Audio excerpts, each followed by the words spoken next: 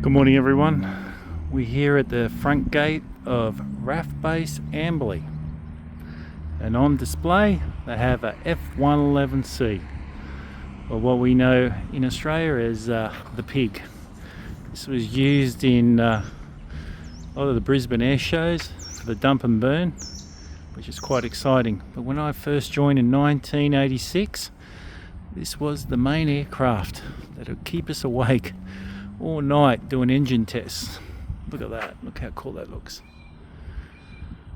This type of aircraft that could take off, fly the way to Indonesia, drop a few bombs and fly home.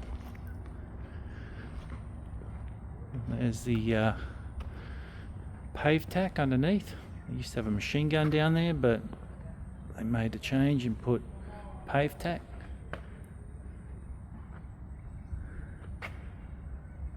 And this here is one squadron. I used to be a CE tech, which is a communication electronic technician, and we're working on the airfield fixing instrument landing system or TACAN. And I used to watch these take off. And when I became an officer, engineering officer, they used to chain these down onto the tarmac and do engine tests late at night. And you'd sit underneath that while it's chained and look for engine leaks underneath here, or oil leaks, or fuel leaks. That was pretty crazy. My ears would ring for days afterwards, and you'd have all the hearing protection in the world on. But these are probably also well known for the reseal deseal. So you get a lot of young troops used to join, and they used to try and suit them up. But when I joined in 86, I just put on a t-shirt and some pants and climb down inside the wings and do all the reseal deseal, remove all the goop and put them on. But fortunately, a lot of those people were affected by a lot of terrible illnesses. Big engines, they're all being removed, keep the birds out. They even used to, when they rebuilt the engines, you'd go, I remember sitting in our bedrooms because you'd all live on base, and when they run the engines for hours on end trying to test each engine after being rebuilt, you couldn't hear your TV. You have TV full blast and you still couldn't hear it. I wonder why we got tinnitus. But look how big and beautiful this thing is. Not much of a dogfighter, but nothing would catch it. And as you can see, it's a swing wing. The wings that swing back on that. Absolutely gorgeous. I just love how beautiful and loud and amazing they sounded when they took off.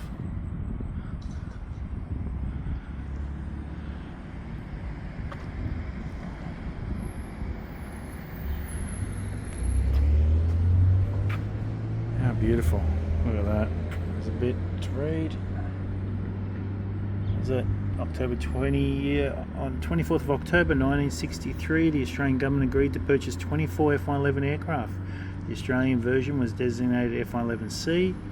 The first F-111C was delivered on the 6th of September 1968. So when I joined in 1986, I mean, I've been in service for such a long time. Protracted development resulted in the first F-111Cs arriving in RAAF Base Amberley on 1st of June 73. F-111C, designed for low-level high speed, was operated by number 1 and number 6 squadron. That's right, because they had a terrain following radar in the front nose there. I remember doing a report on it when I was just a cadet officer, because the techs used to stand by the cockpit and test the terrain following radar, and they'd feel nice and warm.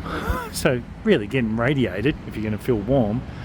But the Navy testers, when they came out and tested the radar, said, oh, you know, the ionisation at this frequency is such a low level, it can't hurt anyone. But what they didn't realise is frequency hopping.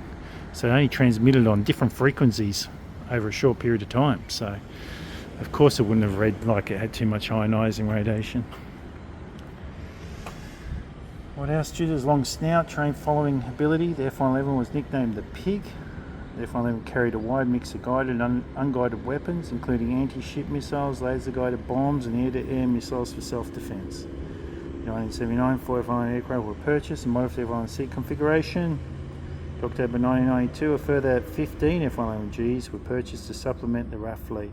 On 3rd December 2010, the F-111 fleet was retired from service. Wow, 15 years ago.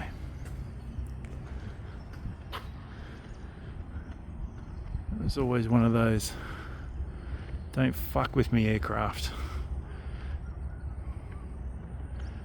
I think near the end though, there was only ever one really serviceable. All the rest you fill up full of fuel and they just leak. They had to take off straight away before the fuel leaked out of them. Just become too hard to maintain, too expensive. But absolutely beautiful aircraft.